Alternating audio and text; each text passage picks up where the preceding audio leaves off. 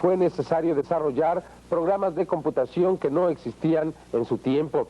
El día de hoy es posible incluso que usted pueda realizar análisis similares y muy posiblemente obtendrá los mismos resultados. ¿Por qué cuando se ataca el caso de Meyer se le ataca a él y no a las evidencias? ¿Por qué no se demuestra que son falsas?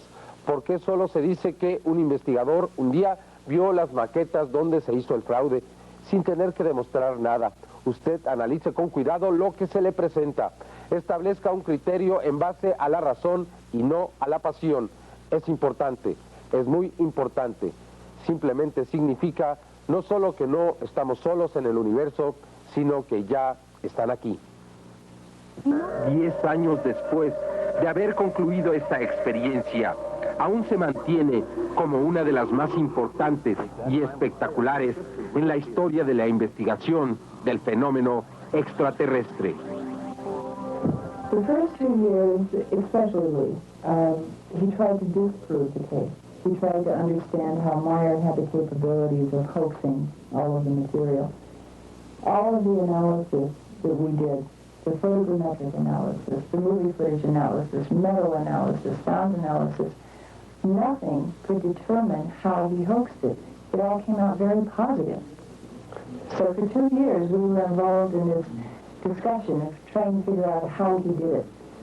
Well, what was interesting about this man is we put him through a lot of hell. We conducted TSE examination, psychological stress evaluation. We invaded his private domain, his house. We lived there. He allowed us to interview his kids, his wife, his friends. He didn't try to stop anything. He didn't try to hinder us. And we spent a lot of time there.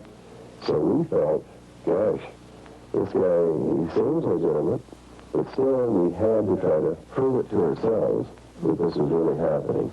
And we had to conduct a lot of science and scientific investigations. But after 2 years, we found it was easier to believe he was having contact than trying to figure out how he's manipulating this whole story.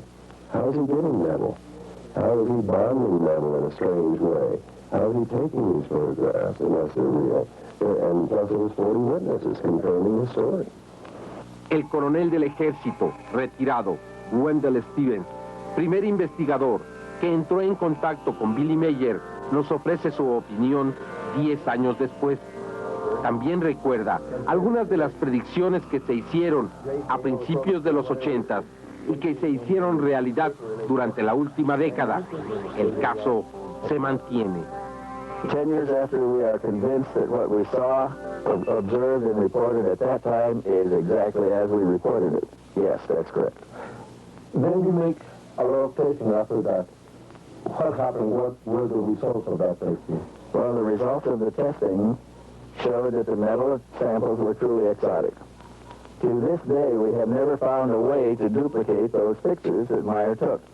We have never found an accomplice that helped. We have never found any way that those pictures could be faked by suspensions, by montages, by double exposures, everything you can think of. And you have to remember that Meyer was not a photographer. He was not familiar with special effects. He wasn't even very familiar with photography. He barely knew how to load his camera. Aquí le presentamos la investigación realizada alrededor de la experiencia que vivió este campesino suizo entre enero de 1975 y agosto de 1982. Estas son las evidencias como fueron investigadas.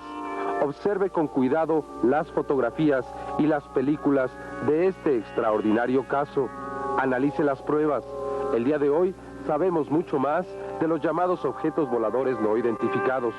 Sabemos más de aquellos que afirman haber sido contactados. En todos los casos, la historia de Billy Meyer concuerda. La forma en que se mueven y desplazan estas naves. El hecho de que eliminan la gravedad y parecen flotar sobre las ondas magnéticas. La posibilidad que tienen de aparecer y desaparecer de nuestra vista en una fracción de segundo.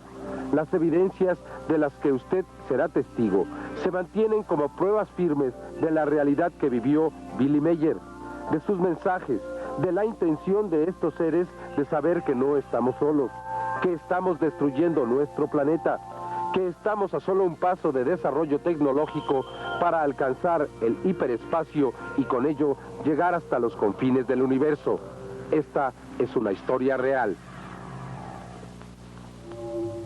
Este caso OVNI no es ficción, ni una demostración de efectos fotográficos o cinematográficos, sino un reportaje periodístico y científico documentado con películas y muchas fotografías realmente únicas, con el testimonio de testigos y de científicos que han analizado las evidencias. Entre las pruebas presentadas en este caso hay partes de metal y de plástico, las cuales están siendo ya estudiadas. Estas fotografías de ovnis son las más claras, vivas y reales que jamás se hayan tomado en la historia de la humanidad. Este es el caso de un campesino suizo, Edward Billy Meyer, y su sorprendente contacto con seres venidos de otros planetas. Desde que el hombre dio sus primeros pasos en el planeta Tierra, volvió la vista hacia el mar del universo para tratar de encontrar respuesta a preguntas como su propio origen, la posibilidad de estar solos o de ser una de las formas inteligentes que habitan el universo. Este vasto océano de estrellas donde existen millones de soles y muchos millones más de planetas, así de como de posibilidades de que exista vida en ellos. Hace poco más de 40 años, con el desarrollo de los radares y de los aviones supersónicos, se empezó a reportar la presencia de objetos voladores no identificados. Se les atribuían formas extrañas, diferentes a las naves de la Tierra. Se aseguraba que poseían una velocidad extraordinaria, así como una forma de desplazamiento desconocida para el ser humano. Desde los primeros reportes en 1947 y hasta 1952, estas naves extrañas fueron vistas en todo el mundo. Testigos que aseguraban haber tenido contacto con estas naves. Fueron presentadas algunas fotografías, pero estas no eran lo suficientemente claras o poseían la suficiente información como para emitir un juicio sobre ellas. Los objetos voladores no identificados continuaron apareciendo en todos los países del mundo. Cada vez un mayor número de personas aseguraba haber tenido contacto con las naves. Se presentaron más pruebas. En ocasiones se descubrió que era fraude. En muy pocas veces no se encontraba una respuesta lógica a las pruebas presentadas. Pero algunas de las ocasiones los casos fueron archivados sin encontrar una respuesta. Nunca se aceptó la existencia de la vida extraterrestre en base a las pruebas presentadas. En 1965 al 67 se registró el mayor número de contactos de objetos voladores no identificados. La Fuerza Aérea de los Estados Unidos inició una investigación a la que llamó el Libro Azul. Se investigaron cientos de casos, se reunieron muchas pruebas. Sin embargo, nunca se hicieron públicos los resultados de las investigaciones, ni se dio respuesta a las pruebas presentadas. El proyecto Libro Azul fue cancelado al iniciarse la década de los 70, sin haber dado respuesta a los motivos que lo crearon. Desde entonces, se ha culpado a las autoridades militares de los Estados Unidos y de otros países de retener información referente al fenómeno OVNI. Por esta razón, el caso del señor Edward Meyer en Suiza adquiere singular importancia. Por primera vez el público tiene acceso directo a información de un caso OVNI que no ha podido ser explicado en términos de la tecnología y el conocimiento terrestres. El caso ha sido considerado único entre los miles de casos reportados del fenómeno OVNI a través de la historia por 4 razones. Primero, existen más notas y más información de este contacto y una descripción detallada de los eventos narrada por los testigos que en cualquier otro caso de la historia. Segundo, existen más fotografías y muchas de ellas son las mejores de cualquier caso registrado. Tercero, existe más evidencia física que estudiar y analizar en este caso que en cualquier otro conocido. Cuarto, el contacto duró desde 1975 a 82, registrando el mayor número de contactos personales de cualquier caso conocido. Las fotografías y las películas fueron analizadas en computadora por Jim Delatoso, consultor de la NASA. Por lo que respecta a nosotros, no podemos negar la existencia y la realidad de estas naves, puesto que el resultado del análisis confirma su autenticidad. Por ejemplo, Hemos analizado una y otra vez estas fotografías y pudimos comprobar que las fotografías eran reales y no eran fotografías arregladas. Utilizamos una serie de computadoras para analizar cada uno de los granos de la fotografía y de la película de esta imagen y pudimos comprobar la presencia de un objeto volador no identificado y de un jet atrás. El resultado que dio la computadora después del análisis es que el ovni se encontraba más o menos a 900 metros de la toma. Con otro tipo de análisis pudimos comprobar que alrededor del ovni hay un halo. Este halo es de color morado o púrpura. Este detalle nos pudo informar de un balanceo que hizo esta nave de unos 2 metros hacia cada lado. Este movimiento lo pudimos comprobar a través de este halo morado, porque el halo se mantenía alrededor del ovni, aún estando este sin movimiento. Aquí podemos notar este color rojo que refleja la energía que despedía el avión Mirage a la hora de moverse. Mediante el mismo análisis, pudimos notar que el ovni y el avión fueron fotografiados al mismo tiempo. Definitivamente no era una fotografía tomada antes y otra después y posteriormente superpuestas. En esta fotografía se observa que se trata de un aparato sólido en el cual se reflejan los rayos del sol. Aquí en la parte superior se aprecia la luz solar. También existe otro reflejo en la parte de abajo, que es reflejo de la misma luz que cae sobre la montaña hacia la parte baja del ovni.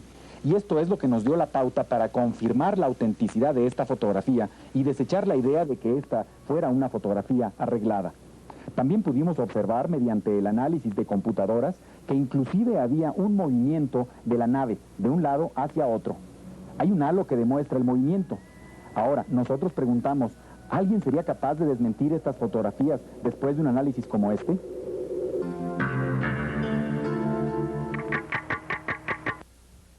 De los tratamientos. 1. Análisis del grano de la película con un microdensitómetro de rayo láser, resultando características consistentemente homogéneas. No hay granos que se sobrepongan a otros, eliminándose de esta manera doble exposición, técnicas de impresión fraudulentas o composición de varios negativos. Segunda prueba, termograma, separación de la densidad del color en frecuencias bajas. Con esta prueba se mide el tiempo del día, el cual es correcto. Los valores de la luz son reflejados en la parte baja de la nave. Separación de la densidad del color en frecuencias altas. También en esta prueba, como en la anterior, los valores de la luz son reflejados correctamente del suelo a la parte baja de la nave. Tercera prueba, identificación de las líneas. En esta prueba se analizó al Jet Mirage y al OVNI. En ella se elimina todo lo que sea modelo a escala o modelos detenidos por un alambre, pinturas y otros trucos similares. Cuarta prueba, promedio de densidad. Con esta prueba se identifica a los objetos tridimensionales.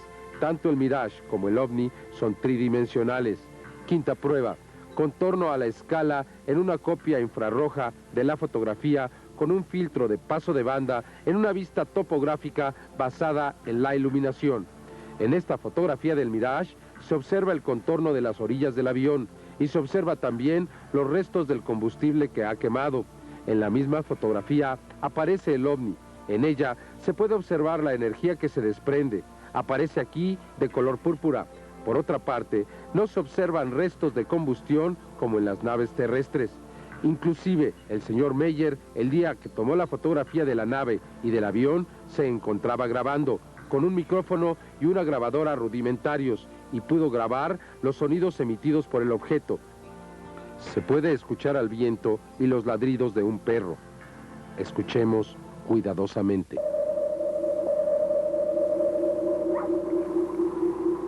El coronel norteamericano retirado Wendell Stevens nos da su opinión acerca de esa grabación. Yo he estado estudiando el trabajo del señor Meyer durante 7 años. Estuve analizando la grabación que acabamos de escuchar. Me encontré con que era una grabación demasiado especial. Pude escuchar el sonido muy claramente. Otros compañeros y yo hemos utilizado una serie de aparatos muy avanzados para analizar esta grabación. Ahora pues, lo que hemos descubierto es que con los elementos con que contaba aquí el señor Meyer, sería imposible crear artificialmente un sonido como este que se dice es de los ovnis, y definitivamente es un sonido original y extraño. Para analizar las muestras de metal que le fueron proporcionadas al señor Meyer, se consultó a varios expertos, en primer lugar en Phoenix, Arizona, en los Estados Unidos. Lo que yo les puedo decir es que este es un material demasiado extraño para nosotros. Este metal es en cierta forma demasiado especial, porque al contacto con la Tierra se echa a perder. En este caso se está tratando de manejar este metal aquí en la Tierra. En algunas ocasiones, cuando este material se usa, se envía fuera de la atmósfera terrestre y después de que regresa a la Tierra parece que una parte se pone grisácea, se corrompe, y la otra parte queda todavía amarillenta. Tratamos de desarrollar este metal, pero el hecho es que aquí en la Tierra se iba perfeccionando, pero al final se hacía como polvo. El metal fue enviado a otro laboratorio en los Estados Unidos. El resultado fue de que no se podía desarrollar ese metal en la Tierra, en ningún lugar de la Tierra, que inclusive era de difícil análisis. Para certificar esta información se consultó a uno de los expertos de metalurgia más reconocidos en el mundo, el doctor Walter Walker, quien nos dice: Estuve analizando este metal y no cabe duda que es un metal muy extraño. Nunca había visto un metal de ese tipo. Me sorprendí enormemente de lo maleable y de lo suave de ese metal. Ahora pienso, ¿cómo es posible que un metal tan maleable y tan suave pueda ser la composición de unas naves llamadas OVNI y que se dice pueden viajar en el espacio? También se consultó al doctor Marcel Vogel, quien hoy descansa en paz. En sus días era reconocido como uno de los máximos expertos en rayos láser y metalurgia. Fue uno de los hombres que desarrolló la superconductividad. Escuchemos. Me sorprendió mucho ver que el metal con que se hacían los ovnis podría ser combinado con diferentes metales con una facilidad sorprendente. Aquí, en esta fotografía aumentada, tenemos diferentes tipos de metal. En esta fotografía aumentada se puede observar los diferentes metales que componen la muestra. Se puede notar la diferencia de cada uno de esos metales y notamos que inclusive hay algo de oro, de plata pura, pero que mantienen su estado por separado. Se mantienen por separado, no en forma de aleación, sino nada más combinados. En un análisis más profundo utilicé el rayo láser y estoy viendo que la construcción del metal se lleva a cabo de una forma como si fuera un arado.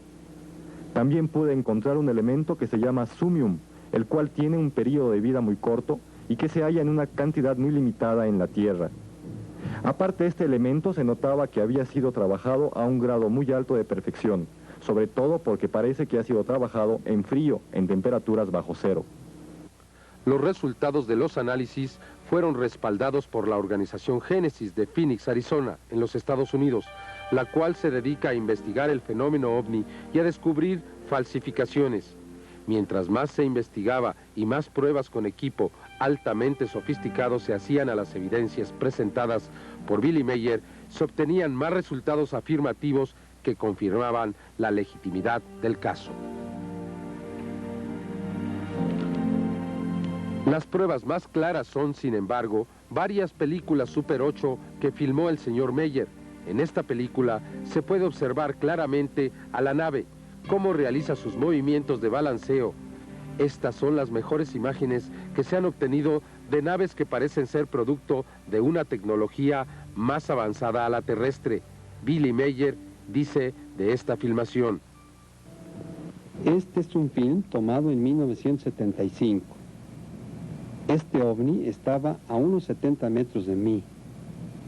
Se balanceaba hacia arriba y hacia abajo. Aquí se puede notar perfectamente bien cómo está desarrollada la toma. Este es el momento en que el ovni está efectuando una serie de movimientos un poco inestables como de balanceo.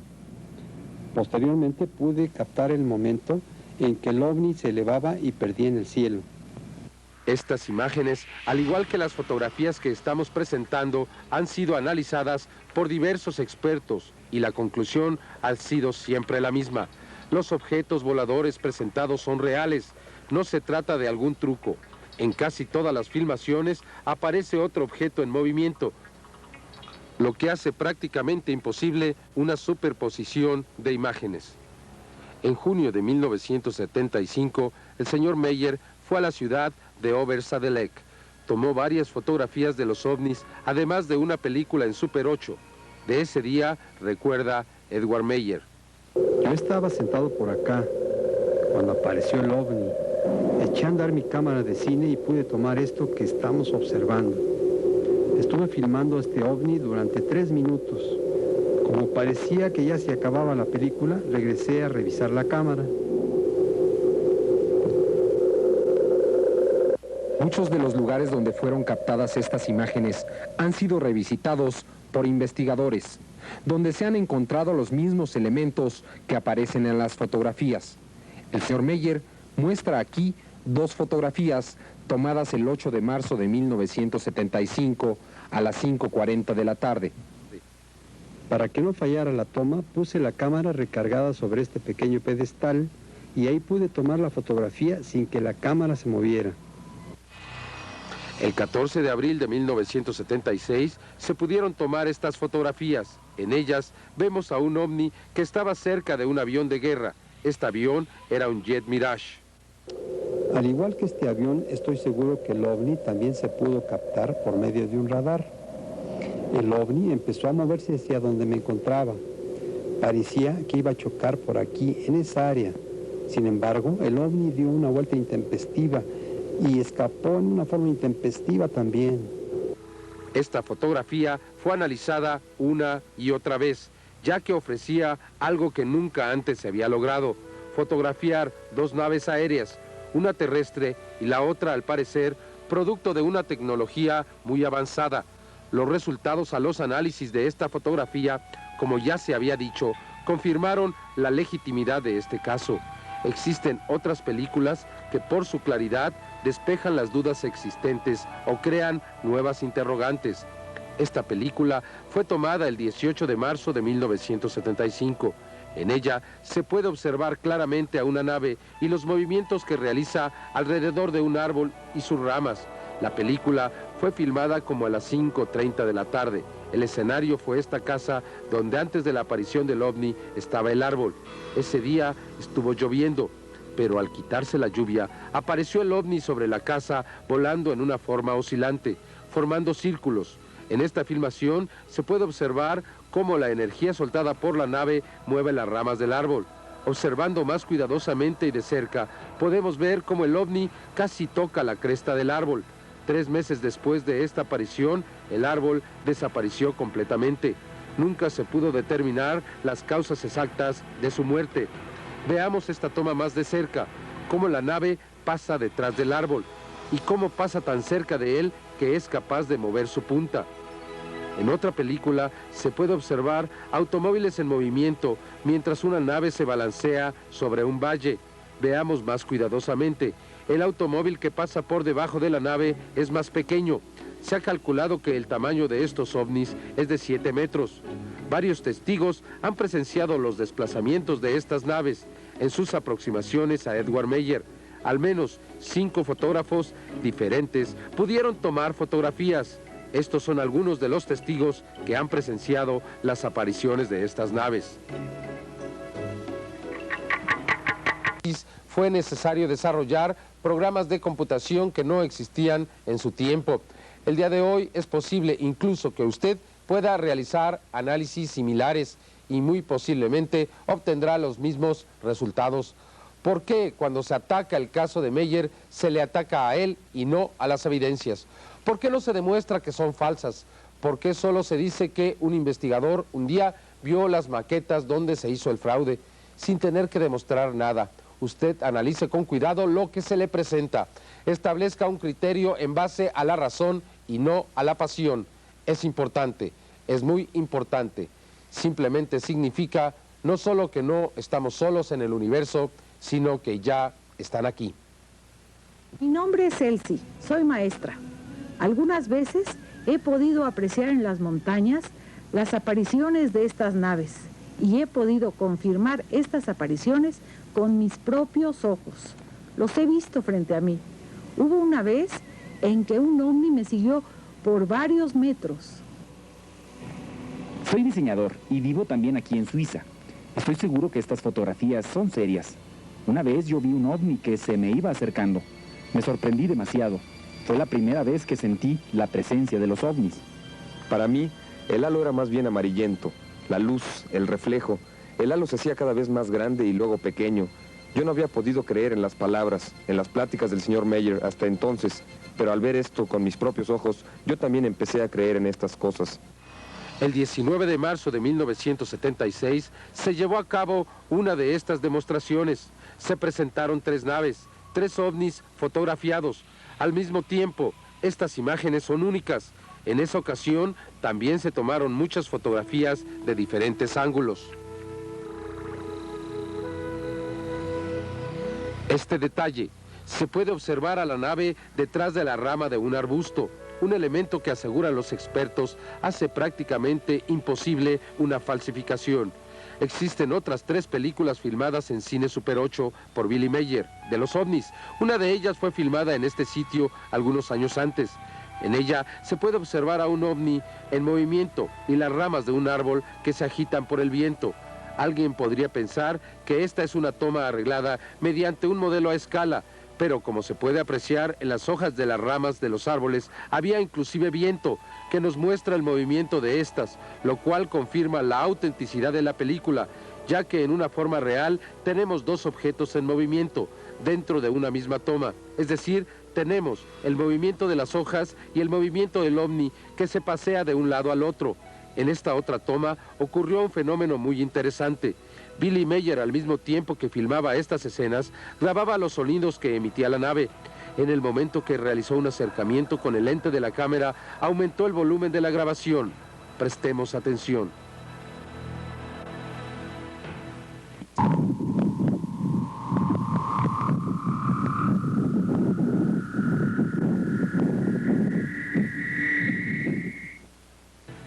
Las 2 últimas películas son muy especiales, porque las naves desaparecen en menos de un 24avo de segundo en plena filmación, es decir, en menos tiempo de lo que corre un cuadro de película, por lo que la desaparición parece instantánea. En esta película que habíamos presentado brevemente, se puede observar cómo el ovni desaparece. Al ser analizada por computadora, se pudo observar un pequeño destello blanco antes de que el ovni desapareciera. Veámoslo nuevamente, en cámara lenta. Aún es muy rápido. Veamos cuadro por cuadro. Aquí, entre un cuadro y otro, desaparece. Esta película ha sido estudiada minuciosamente y no se ha encontrado ningún indicio de truco o edición. Estas han sido las pruebas de Edward Billy Meyer para probar su contacto con otros seres del espacio. Pero, ¿cómo ocurrieron los hechos? ¿Cuál es la historia detrás de estas fotografías, películas y tantas pruebas que demuestran la legitimidad del caso? ¿Cómo pudo Edward Meyer ponerse en contacto con estos seres? Y si habló con ellos, ¿qué fue lo que le dijeron? Hasta este momento del reportaje, todos los hechos han sido demostrados mediante fotografías, películas, grabaciones, testigos y el análisis a todos ellos. El comienzo. La experiencia se inició el 28 de enero de 1975 en las colinas de Hingwell, un remoto cantón en Suiza. Eran las 2:12 de la tarde de ese jueves. Billy Meyer se encontraba en un apartado camino en las colinas. Repentinamente dio comienzo. Meyer escuchó un extraño sonido, algo que nunca antes había oído. En ese momento vio a una nave metálica en forma de disco que se movía suavemente en forma de círculo sobre su cabeza. La nave bajó suavemente y aterrizó sobre la hierba. Billy Meyer tomó varias fotografías de la nave hasta que ésta se detuvo y se posó suavemente. Lleno de excitación y temor, Billy Meyer corrió hacia el aparato, pero fue detenido abruptamente por una fuerza que no le permitió acercarse a más de 50 metros de la nave. Era como tratar de avanzar en medio de un huracán. Entonces, detrás del aparato, apareció el cosmonauta y caminó directamente hacia él. Meyer se frotó los ojos. No creía lo que veía. El cosmonauta era una mujer que hablaba en perfecto alemán, aunque con un acento muy peculiar. La mujer se identificó como Semjase, del planeta Erra en la constelación de las Pléyades, a 560 años luz de distancia de la Tierra, detrás de la estrella Taygeta, una de las estrellas gigantes que existen en la constelación de las Pléyades. La cosmonauta dijo a Meyer que durante mucho tiempo han tratado de establecer contacto con los humanos, pero que ha sido casi imposible. Los contactados casi siempre han temido ser considerados locos y han preferido guardar silencio. Semjase dijo que existían muchas organizaciones que investigaban a los ovnis, pero casi ninguna tenía material auténtico. Casi todas las fotografías existentes son reflexiones naturales de la luz o falsificaciones.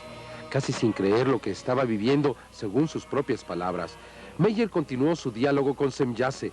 La cosmonauta dijo: nos llaman extraterrestres u hombres de las estrellas y nos aducen cosas sobrenaturales. A pesar de ello, somos hombres como ustedes, pero nuestro conocimiento y entendimiento excede al suyo considerablemente, especialmente en el campo técnico. Es verdad que el hombre ha dado su primer paso en el espacio, dijo Semjase, pero es aún primitivo, porque necesita un impulsor que lo proyecte al hiperespacio, lo que le permitiría recorrer distancias infinitas. Tiempo y espacio se sobreponen y colapsan uno dentro del otro y se nulifican. Semjase dijo a Meyer que otros sistemas solares dentro de nuestra galaxia tienen muchas formas de vida, no solo humanas. Algunos animales y plantas han alcanzado un desarrollo elevado. Algunas de ellas han llegado hasta el espacio e incluso eventualmente han visitado la Tierra. Las palabras de esta cosmonauta llamada Semjase parecen ser parte de una novela de ciencia ficción. Solo las pruebas tan claras presentadas por Meyer les dan significado. Semjase le dijo también a Meyer en ese primer contacto: sobre todo lo que uno posee se encuentra el poder de la vida y la muerte, sobre toda criatura. Eso es la creación. La creación regula todas las leyes, irrefutables y eternas, las cuales pueden ser reconocidas en la madre naturaleza. Semjase dijo a Meyer que los contactos continuarían y que ellos permitirían fotografiar sus naves para dar validez a las palabras de Meyer, porque este mensaje debería de ser conocido por los humanos de la Tierra. Para algunos este mensaje era una verdadera revelación, para otros un verdadero complot para hacernos creer una fantasía. Billy Meyer continuó teniendo contactos y obteniendo evidencias de la existencia de estos seres. Hasta el momento ha tenido cientos de contactos, según afirma, y ha escrito más de 3.000 páginas de las conversaciones obtenidas con ellos. A continuación presentaremos un extracto de estos diálogos. Meyer preguntó muchas de las interrogantes que todos haríamos en una situación similar. En el segundo contacto, Semjase dijo a Meyer que rutinariamente venían a la Tierra otros seres que secuestran a humanos para investigarlos. En la mayoría de las ocasiones son regresados sin que sufran daños o recuerden cualquier cosa, pero a veces nunca vuelven a ser vistos. Tercer contacto ocurrió el 8 de febrero de 1975 a las 3 de la madrugada. En esa ocasión, Meyer y la cosmonauta profundizaron los motivos que los llevaron a tener contacto. Semjase le dijo a Meyer: nosotros, como los humanos, estamos lejos de la perfección y tenemos que desarrollarnos continuamente. No somos superseres, tampoco somos maestros, misioneros o preparadores. Nosotros solo tenemos la obligación de preservar la vida en desarrollo en el universo, como ya existe. Aquí y allá establecemos contactos con los habitantes de otros mundos. Escogemos algunos y les damos explicaciones, pero solo cuando una raza se desarrolla lo suficiente para ser pensante y racional, entonces los preparamos lentamente para el conocimiento de que no son las únicas criaturas pensantes en el universo. Meyer le preguntó a Semjase por qué no aparecían ante las masas y se mostraban públicamente, por qué no se ponían en contacto con los gobiernos. Semjase contestó: sin excepción, los gobiernos de la Tierra tienen hambre de poder y sed de lucro, a muchos de los cuales les gustaría dominar plenamente la Tierra, y sin duda les gustaría dominar el espacio. No existe interés en nosotros, en mostrarnos al público, continuó Semjase. No somos guardianes ni observadores de los terrestres. También en esa ocasión Semjase reveló a Meyer que los humanos en el espacio pueden vivir cerca de 1000 años, lo que parece demostrarse con los experimentos que ha llevado a cabo la ex Unión Soviética en el espacio. Se ha descubierto que cuando un astronauta vive en el espacio 6 meses, su cuerpo solo envejece el equivalente a 20 días en la Tierra, es decir, 1/10 parte del envejecimiento real. En otro contacto, Semjase reveló a Meyer los principios básicos que les permiten viajar a la constelación de las Pléyades a 560 años luz de distancia en solo 7 horas. Semjase explicó a Meyer que una nave interplanetaria necesita de 2 impulsores. El primero, que provee una aceleración a la velocidad de la luz, y el segundo, una hiperaceleración que produce, de alguna manera, la entrada al hiperespacio. Tiempo y espacio se colapsan en segundos y se recorren años luz. Semjase le dijo a Meyer que varios científicos de la Tierra se encuentran desarrollando ya los principios básicos que darán a los terrestres la posibilidad de alcanzar el espacio y el hiperespacio en breve. Estos sistemas se encuentran basados en impulsores de emisión de luz y taquiones.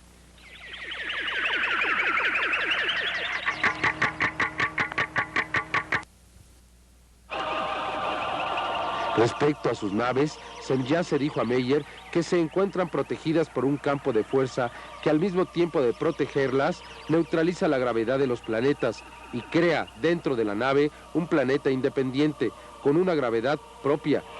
Semjase no quiso dar detalles a Meyer, porque dijo que el hombre de la Tierra necesita desarrollarse más a sí mismo antes de resolver estos secretos y no utilizarlos en perjuicio de otros, como ya ha sucedido antes en el universo, seres que pretenden conquistar a otros planetas. Si el hombre de la Tierra, dijo Semjase, pretende dominar a otros, podría enfrentarse a su propia destrucción. El 2 de marzo de 1975, Semjase dio un mensaje a Meyer dirigido a unos cuantos científicos, y de acuerdo a la cosmonauta, era uno de los motivos principales de su misión, ya que el planeta está registrando cambios que podrían terminar con todas las formas de vida, especialmente en la ionosfera, en la llamada capa de ozono. En solo 60 años, dijo la cosmonauta, la Tierra ha perdido el 6.38%. El gas de bromo y otras sustancias químicas son las responsables de esta destrucción. Semjase reveló a Meyer que esta situación ha empezado ya a causar mutaciones en seres vivientes del planeta Tierra. La capa de ozono impide la entrada de rayos ultravioleta a la atmósfera y de acuerdo a esta información, 20 puntos de la capa de ozono han sido gravemente afectados, especialmente 3 puntos que podrían abrirse y dejar pasar los rayos ultravioleta en solo unos cuantos años, lo que significaría el final de la vida en la Tierra. El 18 de marzo de 1975, Semjase volvió a referirse al hiperespacio. La masa de un cuerpo, dijo, aumenta en relación a la velocidad creciente. Esto significa que la masa puede crecer hasta el infinito. Nuestras naves, dijo Semjase, están protegidas contra ese proceso. Es precisamente en ese instante que utilizamos este sistema para crear una verdadera desmaterialización. Así, somos capaces de parar el tiempo y el espacio simultáneamente. Uno anula al otro, pero si una nave atraviesa la velocidad de la luz sin alcanzar el hiperespacio instantáneamente, puede ocurrir una catástrofe. Así como si se alcanza una velocidad mayor a la velocidad de la luz, pero no suficiente para el hiperespacio. El 17 de julio de 1975 ocurrió la mayor experiencia de todas las que había vivido hacia ese momento. Edward Billy Meyer fue invitado para realizar un vuelo interespacial. Meyer llevó su cámara consigo y obtuvo fotografías de ese extraordinario evento. Desafortunadamente, 4 de los 5 rollos que fueron tomados desaparecieron. Fueron sustraídos del laboratorio, de donde se les reveló por supuestos amigos de Billy Meyer. Solo un rollo fue conservado y de él sobreviven unas cuantas fotografías. Afortunadamente hay una en la que se observa claramente a una gran nave orbitando un extraño planeta. De acuerdo a Meyer, la nave madre medía más de 20 kilómetros y albergaba a 143,000 seres vivos y a muchos androides. Estas naves viajan de una constelación a otra, de una galaxia a otra. Esta nave se encontraba fuera del sistema solar. Para viajar, utiliza el espacio abierto, fuera de la órbita e influencia de los planetas. En la nave, Meyer pudo fotografiar a algunos de los cosmonautas. En esta fotografía se puede apreciar a Asquith. Semjase y otros cosmonautas no permitieron ser fotografiados, ya que frecuentemente cumplen misiones en la Tierra y no deben de ser identificados. En esta otra fotografía se puede observar a Asquith y a Neera. Estas fotografías y la de la nave madre aparecen un poco distorsionadas, pero esta distorsión fue considerada desusual y atribuida al ambiente que existía dentro de la nave. Este es el caso más extraordinario de la historia. Más de 800 fotografías, películas y toda clase de evidencias. Hemos ofrecido esta información como un reporte de los hechos, como han sido presentados, no como una verdad absoluta. La información obtenida por Meyer tendrá que ser analizada más profundamente. Existe mucha información aún por ser conocida. En este reportaje solo fueron presentados los puntos más sobresalientes y también aquellos más fáciles de comprender. Existe un sentimiento latente por la verdad y un fuerte deseo de creer. Mucha gente ha sido profundamente afectada por la historia, como ha sido presentada y por los resultados de las investigaciones. La primera reacción de la mayoría, después de ver las evidencias por primera vez, ha sido llevarse las manos a la cabeza y exclamar: «Dios mío, ¿te das cuenta de lo que esto significa?». Otros han ofrecido sus servicios para realizar más investigaciones. Otros ofrecen servicios de laboratorios y otros más exclaman: «Esta es la mentira más elaborada que se ha hecho en la historia». Es necesario reconsiderar esta historia. Su valor aún permanece. Los mensajes que le dieron a Meyer aún son importantes y nos revelan conocimientos profundos. Algunos científicos muy serios como David Froning de la McDonnell Douglas Space Company ha tomado el caso muy en serio y está tratando de desarrollar un sistema que nos permita llegar hasta el hiperespacio. Para él esto no es un juego e investiga algunas de las recomendaciones que le hicieron a Meyer para desarrollar los sistemas de propulsión.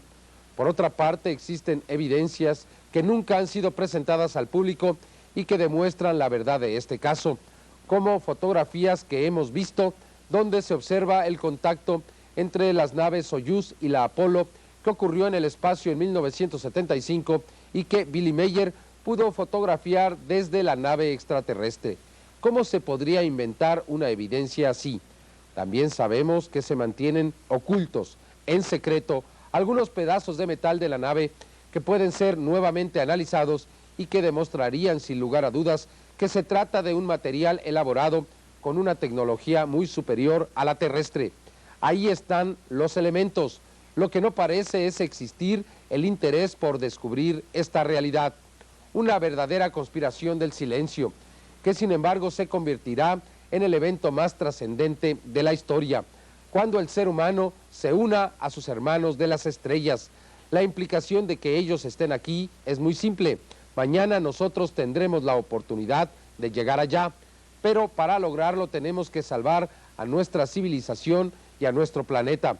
Se avecinan crisis, pero las posibilidades de crecer nos motivan a enfrentarlas. Cuando seamos los seres humanos del planeta Tierra los que investiguen a otras formas de vida en el universo, cuando seamos nosotros los que sembremos vida y la cuidemos. Billy Meyer, 10 años después, aún nos impacta, aún tiene mucho que decirnos. Es desafortunado que él haya sido tan afectado por la experiencia. El día de hoy vive rodeado de supuestos admiradores que han transformado su existencia. Pero el caso y la experiencia ahí están, para todos aquellos que se interesen, para aquellos que ven en las estrellas al mañana, cuando el ser humano se convierta en un ave que surge en los cielos del universo.